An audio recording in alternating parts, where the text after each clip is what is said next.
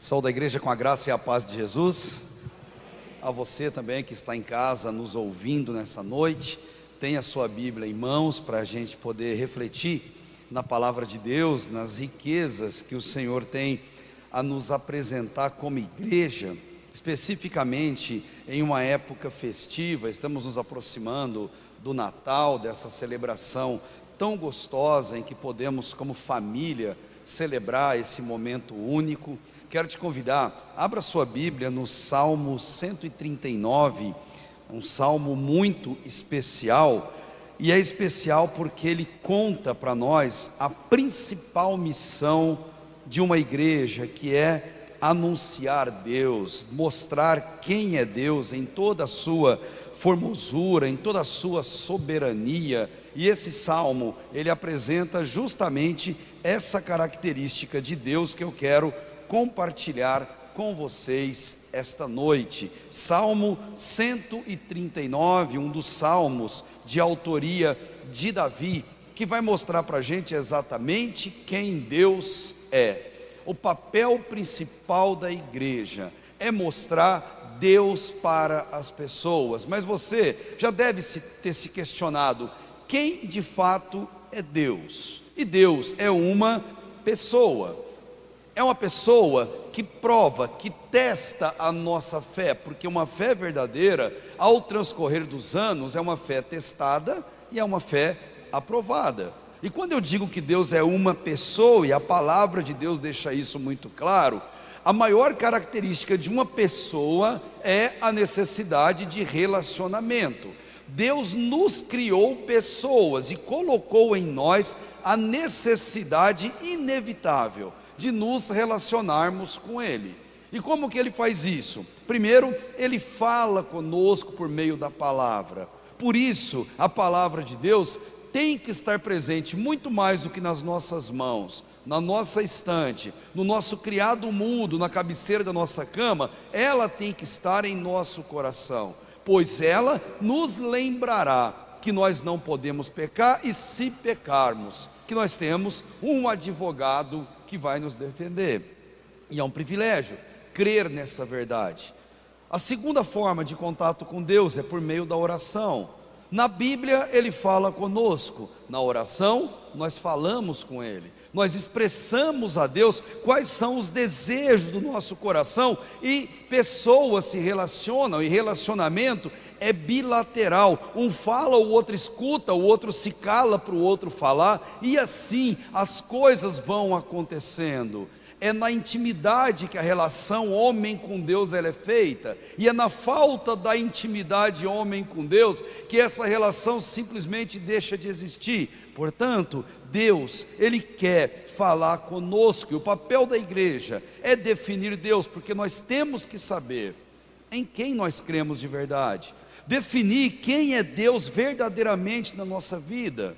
Porque se não sabemos quem é Deus, nós ficamos crentes mimados, pessoas dependentes da opinião dos outros, pessoas que são maleáveis e que se amoldam àquilo que todo mundo faz, pessoas carentes de atenção de tudo e de todos.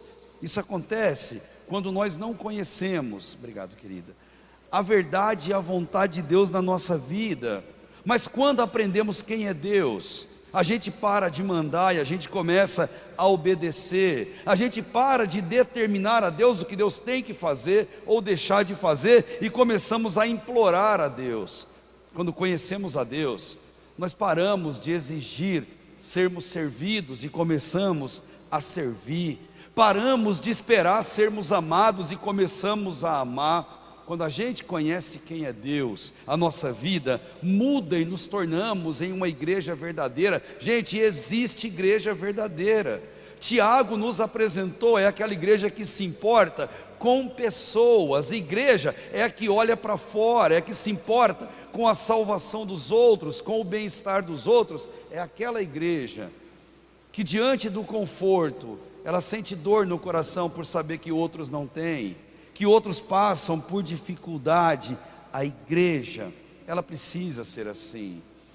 A igreja primitiva, e nós cantamos em Atos 2, era uma igreja que se importava com as pessoas. Mas até aquele momento, aqueles cristãos, eles se escondiam. Aqueles cristãos, eles tinham medo, porque ser um cristão naquele tempo custava caro. Não tinha essa liberdade que temos, muito pelo contrário. Naquele tempo, se alguém fosse um cristão e aquilo fosse descoberto, ele era preso, ele era torturado, ele era banido, e não raras vezes essas pessoas eram mortas. Naquele tempo, ser cristão era necessário sacrificar.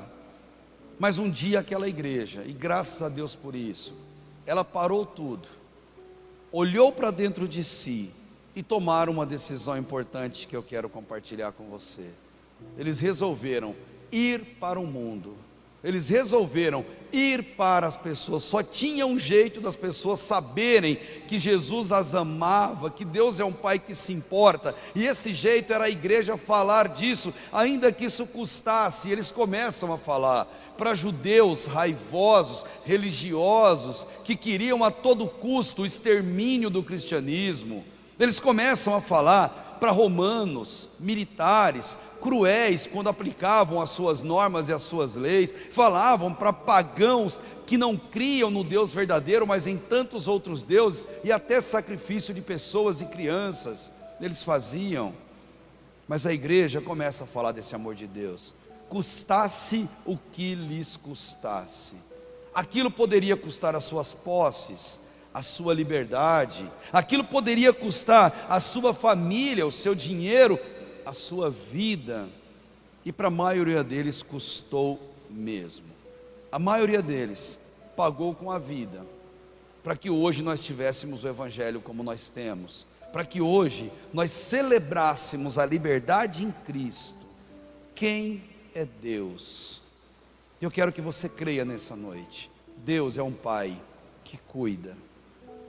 Ele cuida dos seus, Ele ama aqueles que lhe pertencem, e Ele ama de uma forma única, de uma forma especial. Deus, por ser um Pai que cuida, Ele nunca nos abandona, nunca nos menospreza quando pecamos, quando erramos. Deus nunca se faz de surdo quando nós clamamos, imploramos e com vergonha chegamos diante dele e falamos: Senhor, me perdoa, eu sei que é errado, sei que é pecado, mas assim como Paulo em Romanos 7, Senhor, me perdoa por ter caído de novo, me ajuda a não continuar sendo assim. Deus é um Pai que cuida, é um Pai que se importa.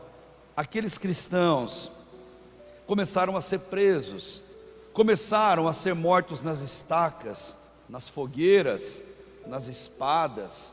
Mulheres perderam filhos, perderam maridos, e maridos perderam esposas e perderam filhos. E aquela igreja, ao invés de ficar implorando, de se esconder, ao invés de ficar se lamentando e se achando vítima de tudo e de todos, aquela igreja, ela glorificava a Deus, ela clamava a Deus.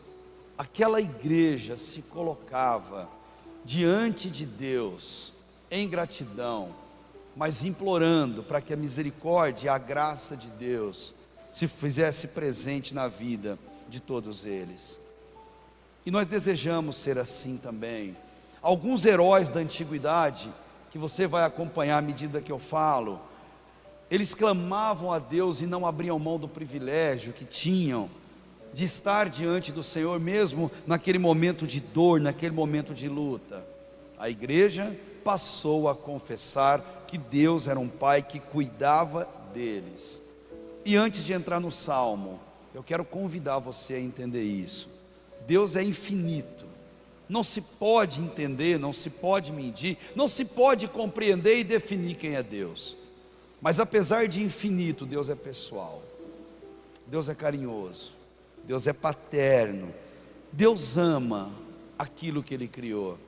Ele nos criou para louvor da sua glória. Ele nos ama, e nos ama tanto, que Ele fez até um Natal para a gente. Ele mandou o seu próprio Filho vir ao mundo, nascer, uma estrela apontou o lugar, pastores que pastoreavam as ovelhas ficaram encantados com aquilo, magos vieram de longe para adorá-lo, outros fizeram pouco caso, tentaram até matá-lo, Mas Deus nos ama tanto que mandou seu próprio Filho para nascer, para a gente celebrar. E Deus, Ele quer de nós, não religiosidade, como Jesus tanto combateu no seu ministério. Ele espera de nós intimidade. Igreja é lugar de intimidade. Nós vivemos a intimidade com o Espírito Santo, a intimidade com Deus, e é aqui na casa de oração que aprendemos isso e levamos para casa, para o nosso trabalho, levamos isso para todos os lugares onde nós estamos.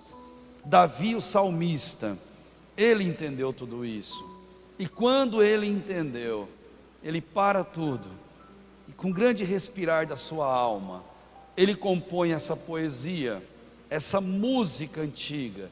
E ele declara no texto mais lindo de toda a Escritura: quem verdadeiramente é Deus? Deus que não vê como vê os homens, que não olha a aparência, mas que olha o nosso coração. No Salmo 139, Deus é um Pai que cuida. E por cuidar de nós, do versículo 1 ao versículo 6, Ele vai dizer que Ele sabe tudo de você. Ele sabe tudo de mim, Ele sabe tudo de você que está nos assistindo agora. E quando eu digo tudo, é tudo mesmo. Não há nada que escape ao conhecimento de Deus, porque Deus, Ele olha para dentro de nós como se olha no microscópio, como se olha com a lupa. Deus sabe exatamente tudo que se passa conosco e aquilo que estamos pensando ou imaginando. Do versículo 7 ao 12, Deus também está sempre com você. Como Ele te ama, Ele nunca vai te deixar, no momento feliz, no momento triste, Ele sempre vai estar com você, e não há um só lugar na face da terra, ou fora dela, onde você possa ir, que Deus não esteja lá, porque Deus é o Senhor do universo. Versículo 13 ao versículo 18, Ele nos ama tanto, que Ele faz de tudo por nós, Ele faz de tudo por você. Ele faz tanto por nós, que Ele nos deu o seu próprio Filho, que morreu na cruz em nosso lugar, que faz uma igreja para celebrarmos o nome dEle, e por fazer tudo por nós, do versículo 19 ao 24, esse Deus merece ser reconhecido, respeitado, honrado, e esse salmo mostra exatamente como nós podemos fazer isso diante de Deus. Então hoje, nos aproximando do final do ano, creia que Deus é um Pai que cuida de você, e cuida de você em todas as coisas. Primeiro, porque Ele sabe tudo de mim, tudo de você. Veja comigo o versículo 1 até o versículo 6 do Salmo 139. Davi começa: Senhor, Tu me sondas e me conheces, sabe quando me sento e quando me levanto, conhece de longe os meus pensamentos, examinas o meu andar e o meu deitar, conhece todos os meus caminhos, antes mesmo que a palavra me chegue à língua, Tu, Senhor, já a conhece toda. Tu estás ao meu redor e sobre mim colocas a Tua mão, e tal conhecimento é maravilhoso demais para mim, elevado demais para que eu possa alcançá-lo. Davi, parando e pensando em quem é Deus, esse homem explode em alegria, em louvor e em adoração, e ele tem uma convicção muito grande de quem é Deus para ele. E por que ele tem isso? Porque Deus mesmo disse: esse é um homem segundo o meu coração, eu já escolhi para governar Israel no lugar de Saul, aquele homem tão pecador, aquele homem tão ruim. E nós pensamos às vezes que Deus amou Davi porque Davi era um grande homem, porque Davi era belo, porque Davi era poderoso, era inteligente, era rico. Não, Deus nunca amou Davi pelo que Davi era, mas apesar do que Davi era. E Deus amou Davi de um jeito tão especial, porque Davi tinha uma característica que o marcava perante as demais pessoas, e que deve ser conosco também. Davi era humilde. Davi, ele reconhecia quando ele errava. Davi, ele não buscava o erro, mas quando errava ele reconhecia que Deus sabia tudo dele, que Deus estava com ele. E Davi, quando errava, ele não tinha vergonha de cair de joelhos, ainda que fosse diante de pessoas. Ele caía de joelho com o rosto em terra, ele se prostrava, ele deitava, e a maior oração da Bíblia de arrependimento, acredito que foi ele que fez, durou 7 dias e 7 noites, e ao final a resposta de Deus foi não. Não, Davi, não vou te responder. O filho, o fruto do pecado, ele vai morrer, Davi. E Davi aprendeu a aceitar os nãos de Deus e as respostas que Deus tinha a dar na vida dele. E nós, quando fazemos algo que desagrada ao coração de Deus, seja no ano que está acabando, ou nos outros que Deus nos dará até nos buscar, qual é a nossa atitude? Deus sabe tudo de você, querido, como sabia de Davi. Davi, quando estava alegre, ele louvava, ele cantava, e a plateia de Davi eram só ovelhas, animais irracionais, que o ouviam compondo, cantando, orando. Davi, quando feliz, louvava, quando triste, clamava, e quando se abatia no seu coração, ele corria para o colo de Deus. Quando a dor batia forte, ele sabia que ninguém poderia estar ouvindo ele, mas Deus estava ouvindo. Deus conhece o coração dele, e o Salmo 51 é uma grande resposta para isso, quando ele diz: tem compaixão de mim, ó Deus. Pior pecado da vida de Davi, ele vira para Deus e diz isso: tem compaixão de mim, Deus, segundo as suas benignidades, Deus, não segundo o meu comportamento, porque eu, Deus, só mereço a perdição. Deus, não retire de mim o seu espírito, cria em mim, ó Deus, um coração puro, renova dentro de mim um espírito inabalável, porque eu pequei contra ti, somente contra ti eu pequei. Esse é Davi. Esse é o autor do Salmo 139, esse é um homem que sabe quem é Deus, como nós devemos saber também. Deus sabia do pecado de Davi, como sabe do meu e do seu, mas Deus também conhecia da sinceridade de Davi, como conhece da minha e da sua sinceridade também, quando voltamos nossos olhos diante dele. Pedro é outro personagem bíblico, que traiu, que pecou, que se envergonhou, e quando ele escreve na primeira carta, no capítulo 5, versículo 7, ele diz o que ele fez, qual foi o remédio que ele fez, para se curar da dor da traição e do remorso e da culpa que o consumia, e ele diz: lançando sobre ele toda a vossa ansiedade, porque ele tem cuidado de vós. Deus sabe tudo de você. Pedro cria, Davi cria, creia você também, que Deus é um pai que cuida, que se importa, que te ama. Ele te ama tanto, que ele sonda o seu coração. Por isso que Davi pede: Deus, tu me sondas e me conheces. Ele afirma: sabes quando me sento, quando me levanto. Deus sonda o meu e o seu coração a todo momento.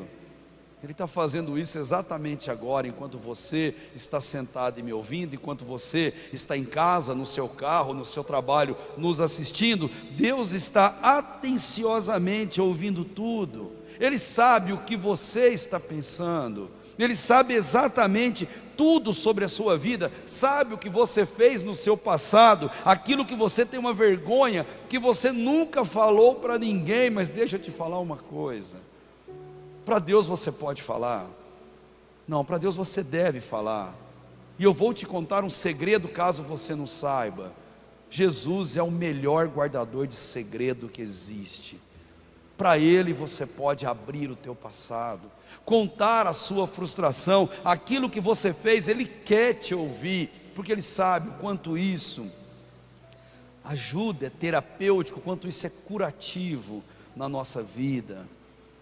Deus é um pai que cuida, e por cuidar, Ele quer aliviar o peso sobre os nossos ombros.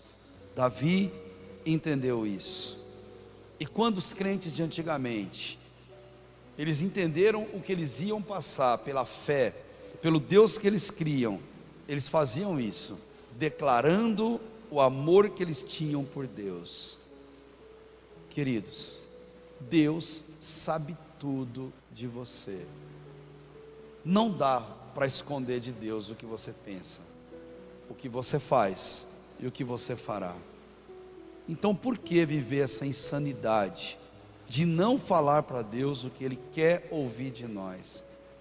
O Salmo diz que a palavra ainda nem chegou à língua, mas Deus já conhece todas, o versículo 4, porque Ele coloca a sua mão sobre nós. Por que se esconder de Deus? Como se fosse possível se esconder de Deus? Não tem como fazer isso. Por que fugir de um Deus que sabe tudo de nós? Pessoas tentaram fazer isso. Adão tentou fugir de Deus quando pecou com Eva, e Deus virou e falou para ele: Adão, para com essa palhaçada, Adão, eu sei onde você está, eu sei o que você fez com Eva. Até quando eu ficar com essa brincadeira de gato e rato achando que eu não sei? Caim, depois de matar seu irmão Abel, orgulhoso, e Deus pergunta para ele: cadê Caim, seu irmão? Cadê Abel? Eu não sou babadeira, eu não faço ideia. Caim, não seja bobo, Caim. Eu sei o que você fez antes mesmo de você fazer, porque o pecado, o ódio já ardia no teu coração antes mesmo de você fazer. Não dá para se esconder de Deus. Jonas tentou fugir para Tarsis, para longe de Deus, achando que Deus não ia acompanhá-lo até aquele país, até aquele lugar distante. Como Jonas foi inocente, como ele foi simplório ao achar que Deus não estaria com ele. Não dá para esconder de Deus. Confesse o seu passado, o seu pecado. O ano está acabando. Você vai carregar isso para 2021? Você vai carregar isso pelo resto da sua vida? Por quê? Para quê? Que prazer é esse de ficar rolando no lamaçal do passado e não se libertar daquilo que te traz dor? Deixe Deus cuidar de você, remover sua angústia, sua tristeza, a sua ansiedade, porque Ele é um Pai que cuida, Ele quer cuidar de você. Humilhe-se diante dessa certeza, diante de quem é Deus. Creia que esse Deus te ama tanto, tanto, que não só sabe tudo de você, como do versículo 7 até o 12, Ele está sempre com você, e sempre estará. Que certeza maravilhosa. Observe o versículo 7: para onde me ausentarei do teu espírito?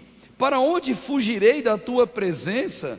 Se eu subir ao céu, lá tu estás. Se fizer a minha cama nas profundezas, tu estás lá também. Se eu tomar as asas da alvorada, tudo linguagem fictícia, se habitar as extremidades do mar, ainda ali a tua mão me guiará e a tua mão direita me sustentará. Se eu disser: as trevas me encobrirão e a luz ao meu redor se transformará em escuridão, até mesmo as trevas não serão escuras para ti, mas a noite brilhará como o dia, pois as trevas e a luz são a mesma coisa para ti. Davi reconhece a onipresença de Deus. Deus, em sua trindade, na forma do Espírito Santo, Ele estará simplesmente em todos os lugares. Não há lugar onde você esteja que Deus também não esteja lá. Ele está conosco, e estará conosco, e esteve conosco em todos os momentos da nossa vida. E queridos, de criança a adulto, de criança a melhor idade, Deus está com você, ou está em todos os lugares onde você estiver, ainda que seja como o único espectador de tudo que você estiver fazendo. Não dá para viver uma vida escondido de Deus. Ele é um Pai, Ele cuida de nós, e o que um pai que cuida faz? Ele se faz presente, Ele está junto, Ele está em todos os momentos, Ele está conosco nos nascimentos, batizados, conversões, Ele está conosco nas celebrações, nas festas, Páscoa, Natal, seja quais forem, Ele está conosco em todos os momentos bons, cada conquista, cada aprovação, cada momento que a gente chega em casa e parece que andando nas nuvens de tanta alegria por aquilo que Deus fez, e Deus, Ele está conosco. Não dá para estar em um lugar onde Deus não esteja. E mais, como Ele é um Pai que se importa, e não poderia deixar de ser, Ele também está presente com a gente, nos momentos de dificuldade, nas provações. Deus também está com a gente quando você olha a relação e seu nome não está nela. Deus está presente com a gente quando você abre o exame e você vê um positivo que gela a tua alma. Mas Ele está com você, Ele não te abandona. Quando você perde o sono durante a madrugada, anda para um lado e para o outro, senta no sofá, não tem prazer em ver uma televisão, o sono não vem, a cama parece que tem espinho, mas Deus está ali com você, não se esqueça disso. Ele está com você numa cama de hospital, Ele está com você naquela cadeira desconfortável, ao lado de alguém que você ama, enquanto você passa as noites como acompanhante no leito. Ele está com você numa quimioterapia, está com você numa hemodiálise, está com você numa medicação, ainda com morfina. Ele está com você, Ele está comigo. Deus está conosco em todos os lugares, porque Ele nos ama. Quantas vezes Deus fala: filho, vai, continua. Quantas vezes Deus fala: filho, vem, me acompanha. Quantas vezes Deus pega a gente pela mão, porque a gente não tem força para ir. Ele pega, e tem vezes que a gente não aguenta nem levantar da cama, desanimado, cansado, abatido, até desiste muitas vezes da vida. E sabe o que Deus faz? Ele pega no colo, porque Ele é pai, gente. Um pai não deixa o filho para trás. Deus não é pai humano, Ele é pai eterno e pai perfeito, e Ele estará em todos os lugares conosco. Por isso que o versículo 10 diz: não importa onde, porque ainda ali a tua mão me guiará e a tua mão direita me sustentará. Como se Deus estivesse segurando a gente na palma das suas mãos e nos colocando nos lugares onde Ele quer que a gente esteja. E é exatamente isso que Deus faz. Deixe Deus te conduzir nos tempos de dificuldade, nos tempos de angústia. Quando você estiver sozinho em algum lugar, lembre-se, você não está sozinho naquele lugar. Se você não tem com quem conversar, bata a mão no seu sofá e fala: Jesus, senta aqui, eu quero conversar com o Senhor. E bata um papo com Ele, conversa com Ele, fala do seu passado com Ele, fale de pessoas com Ele, converse com Ele. Ele é seu companheiro, Ele está do lado. E creia pela fé que Ele está ali, porque a palavra de Deus diz que Deus está presente em todos os lugares onde um filho de Deus ali estiver. Davi, ele experimentou isso.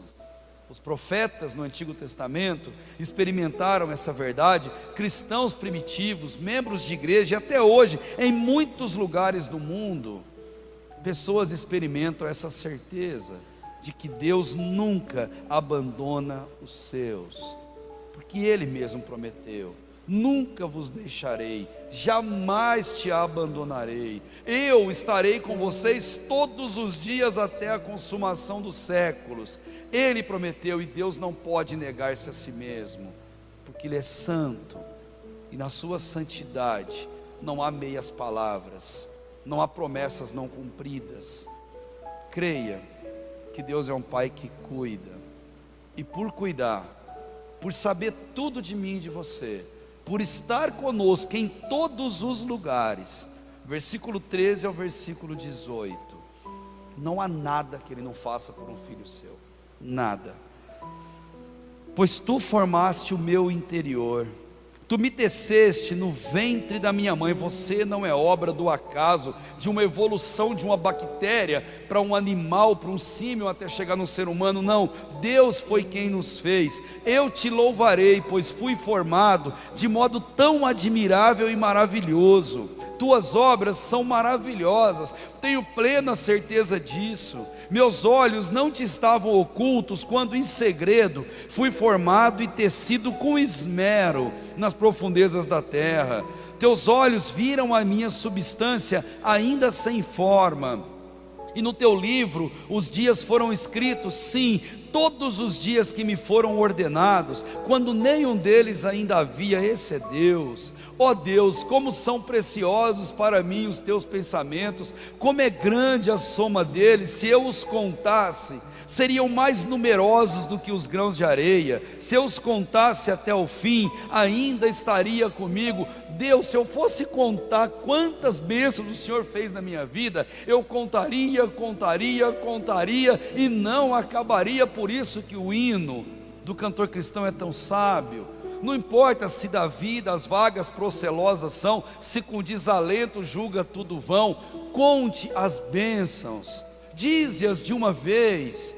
Nos seus momentos que você perdeu o sono, pegue um papel e comece a escrever nesse papel o que você for lembrando de bênçãos que Deus já colocou na sua vida. Duvido que você não vai começar a chorar. Duvido que você não vai molhar esse papel com as suas lágrimas. Duvido que você não vai parar com a mão trêmula a caneta e vai dizer: Deus, como o Senhor é maravilhoso, como Deus nos abençoa, como Deus nos enche com essa graça, como Deus faz tudo por nós. Ah não, Pedrosa, tais coisas são coincidências. Não existe coincidência para o Filho de Deus. Para o Filho de Deus tudo é um milagre de Deus, e Einstein já disse isso. Coincidências são as formas de Deus fazer milagre e permanecer em oculto, e permanecer discreto. E quantas Deus não faz na nossa vida? Quantas não acontecem a todo momento ao nosso redor? Antes mesmo de nascermos, Deus já estava no controle da nossa vida. Deus sabe o porquê da sua estatura, o porquê da sua cor de pele, ou a cor dos seus olhos, ou o tipo do seu cabelo. Deus sabe, foi Ele que escolheu a família onde você nasceu, foi Ele que escolheu o lar e a condição econômica na qual você está. Não se iluda, nada escapa ao controle de Deus, nada. Tudo Ele sabe, tudo Ele tem o controle, e Ele faz tudo por nós. Por isso que Davi, no versículo 17 e 18, ele diz: ó Deus, como são preciosos para mim. Deus, pensar nisso é maravilhoso demais. O Senhor olhando para mim, Ele explode em alegria. Deus, Ele faz tudo por você, que fez o pai e a mãe que você tem, e Ele fez exatamente para você. Ele fez a escola onde você estuda, o trabalho de onde você tira o seu sustento. Deus te ama tanto que Ele fez essa igreja para você. Ele te colocou morando onde você mora, para que você um dia conhecesse esse lugar, e talvez aqui entregasse a sua vida para Jesus, e aqui você pudesse servi-lo com tanto esmero como você tem feito.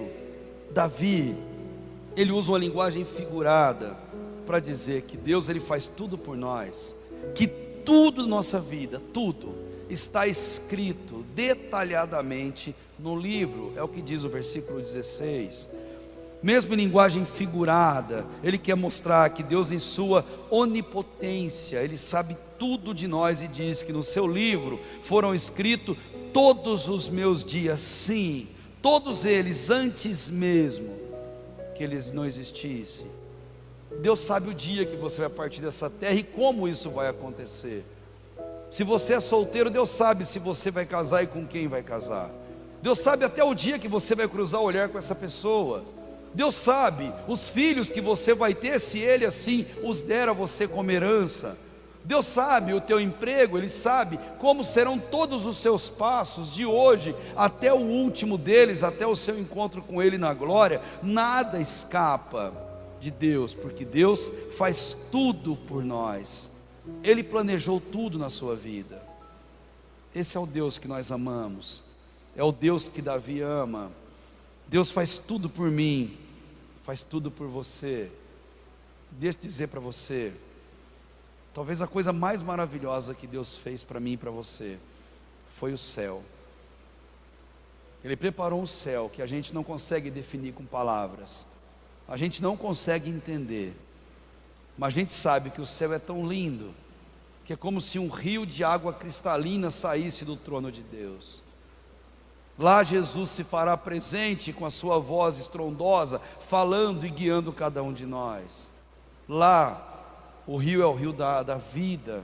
Lá as ruas são de ouro, é linguagem figurada para dizer: nada nessa terra se compara com o céu. E Deus fez o céu para mim, para você, porque não há nada que Ele não faça por nós.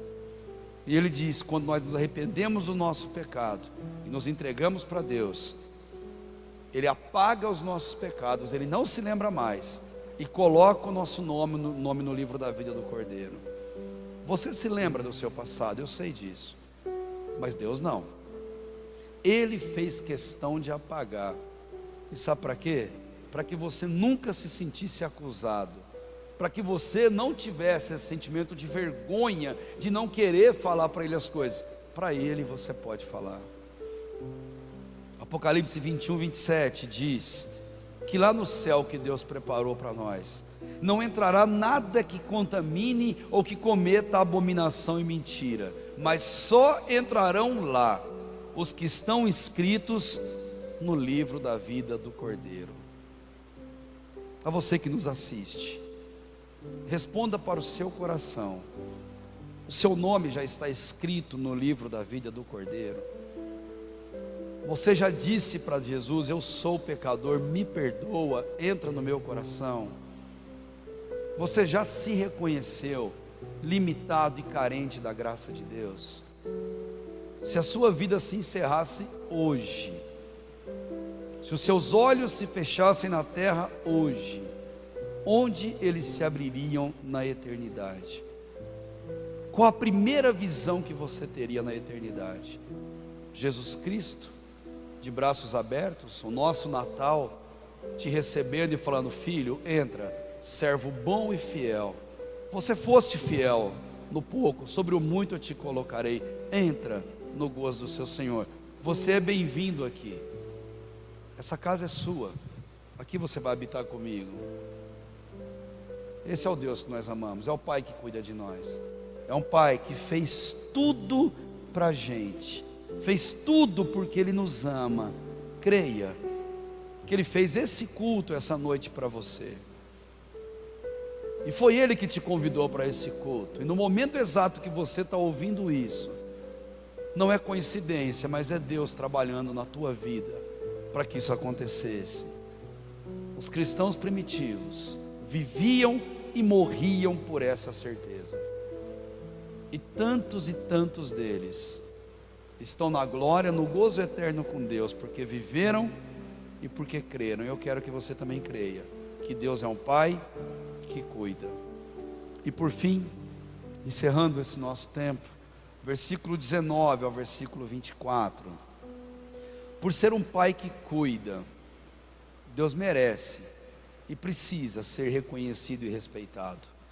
Versículo 19: quem me dera matasses o perverso, ó Deus, e se afastassem de mim os assassinos. Davi está dizendo: Deus, eu preferiria que essas pessoas pecadoras não tivessem do meu lado. Eu preferia viver numa sociedade perfeita, sem erros, sem violência, sem pecado. Mas eu sei que isso é utopia, eu sei que eu estou no mundo, eu sei que o Senhor me deixou no mundo, mas eu não sou do mundo. E eu sei que no mundo eu terei aflição, mas eu devo ter bom ânimo, porque o Senhor venceu o mundo. Então Davi diz: quem dera, Deus, o Senhor me livrasse dessas pessoas, desse mundo. Mas aí ele completa: homens que se rebelam contra ti e contra ti se levantam para o mal. Senhor, não odeio eu os que te odeiam, não detesto os que se levantam contra ti.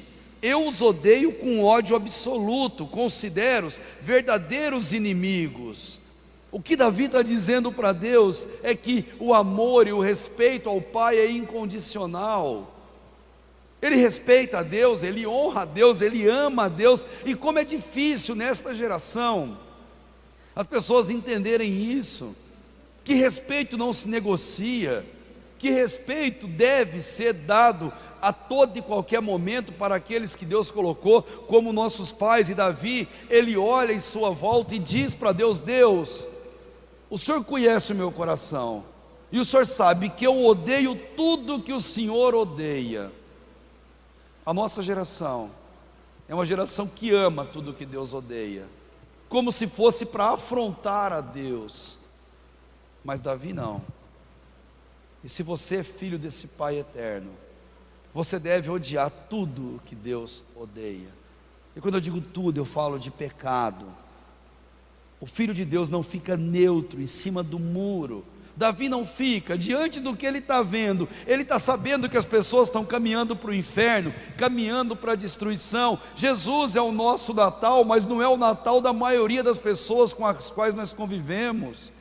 Se ele voltasse hoje, a esmagadora maioria das pessoas que nós conhecemos iriam para o inferno, e a gente sabe disso. A gente dorme sabendo disso, acorda sabendo disso, e a pergunta é: o que a gente está fazendo com isso?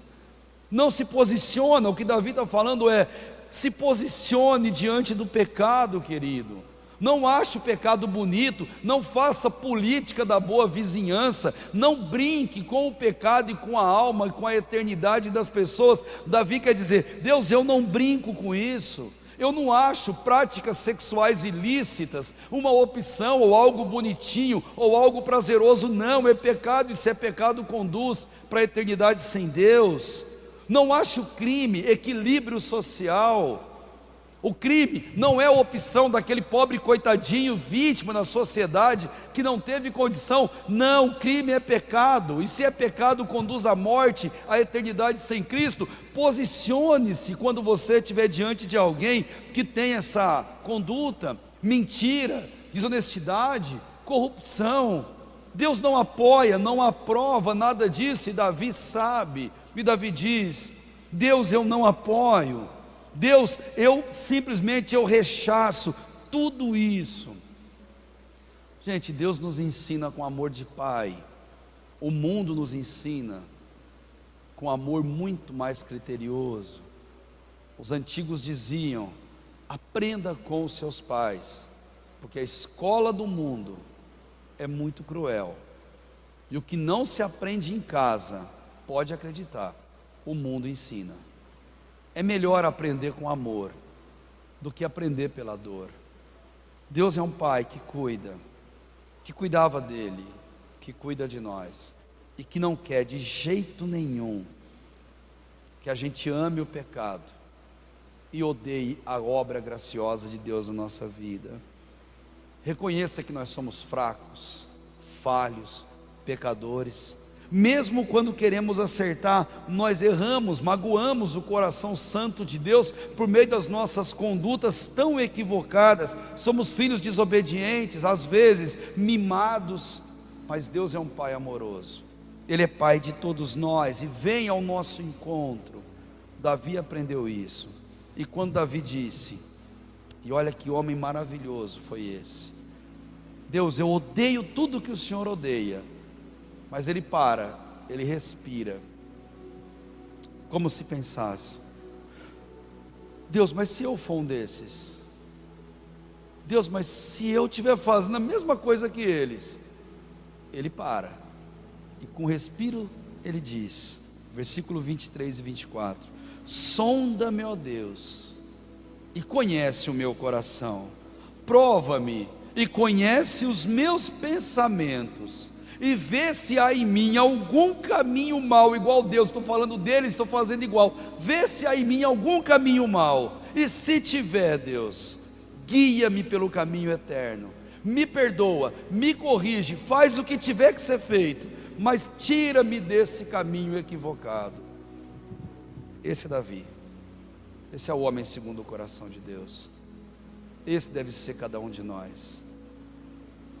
Você tem coragem de fazer a mesma oração que Davi fez? Você tem coragem de virar para Deus nesse exato momento e dizer para Ele: Deus, sonda-me e conhece o meu coração, prova-me e conhece os meus pensamentos, e vê se há em mim algum caminho mau. E convenhamos, nós sabemos por quais caminhos maus nós temos andado. Por isso nós morremos de medo de fazer essa oração. Mas nós somos tolos, porque Deus já sabe onde nós andamos. Deus está vendo o que nós estamos fazendo e clamando a nós essa noite: filho, clame a mim e eu te responderei, e eu vou te mostrar coisas muito mais grandiosas. Davi fez isso. Ele creu que Deus é um pai que cuida, está presente conosco nos dias maus, nos dias bons, sabe tudo de nós, faz tudo pela nossa vida, porque Ele se importa com a gente. Esse mesmo Deus, Ele merece e precisa ser respeitado. Assim eu quero te convidar, olhando para esse salmo, para o ensino da palavra de Deus, a sondar o seu coração, não do seu vizinho, não de alguém da sua família, o seu, individualmente com Deus. Eu quero convidar você, em casa ou aqui, a colocar o seu coração no microscópio de Deus e clamar a Deus nesse finalzinho do ano de 2020 e pedir: Deus, sonda-me, conhece o meu coração e vê o que há em mim. Eu quero te convidar a fazer isso com seus olhos fechados, em respeito à palavra de Deus. Feche teus olhos, curve a sua cabeça, e aí onde você estiver, eleve o seu coração a Deus nesse momento.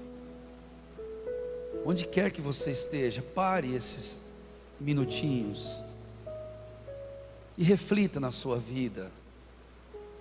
O que você tem perdido por causa da sua desobediência a Deus? Deus pode restaurar, Deus pode trazer de volta, Deus pode fazer com que seja muito melhor do que era, mas Ele quer ouvir da sua boca, do seu coração, o que fez e por que fez. Ele quer conhecer o seu arrependimento. Ele sonda o seu coração.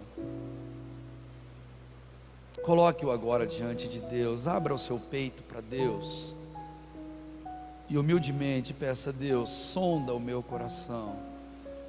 Durante tudo que aconteceu esse ano, Pai, na sua balança, Deus, meus atos foram mais de santidade ou foram mais pecaminosos? Ó Deus, revele isso a mim, Pai, e perdoa a minha iniquidade.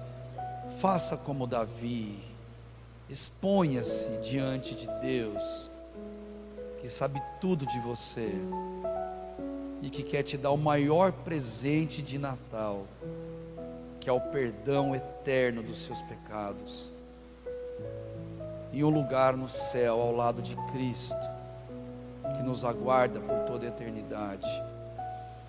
Obrigado, Deus, por tua palavra, Deus. Esse é o maior presente, Pai, que nós recebemos. Obrigado, Deus, por se importar tanto conosco.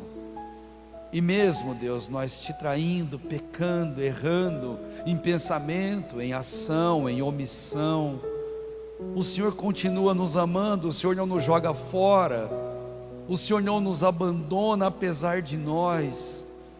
O Senhor nos ama tanto, Deus, que deu seu Filho a esse mundo para nascer como um bebê, Senhor, e alegrar a humanidade com a sua presença física no meio de nós. Obrigado, porque Jesus já veio uma vez e esse é o nosso Natal. Mas obrigado, Senhor, porque Jesus vai voltar, Pai, para nos buscar por toda a eternidade. E te louvamos por isso, Deus, por esse ensino da igreja, em nos mostrar, Pai, que o Senhor é um Pai que cuida, que ama, que conhece, Deus, os nossos pensamentos, que está conosco em todos os lugares, que não mede esforços, ó Deus, em fazer o bem para a nossa vida. E o Senhor merece, Pai, ser respeitado, admirado e honrado por cada um de nós. E é isso que nós queremos declarar nesta oração. O Senhor é um Pai que cuida e que nos ama, e nós, ó Deus, somos seus filhos e te amamos, ó Pai, e te agradecemos, ó Deus, do fundo do nosso coração, pelo quanto já tem nos abençoado. E assim, Deus, nos despedimos nessa oração, consagrando nossa vida diante do Senhor, e a cada um, Senhor, que com honestidade, com sinceridade orou pedindo perdão, que o perdão venha dos céus e atinja esse coração. Que a partir de hoje, Senhor, tudo novo se faça. Que a partir de agora, Deus, o Senhor traga as respostas, ó Deus, e as alegrias a esse coração. Como é bom ter um Pai que cuida de nós. É bom, Deus, ter o Senhor como nosso Pai. E por isso te agradecemos e te louvamos. No nome de Jesus.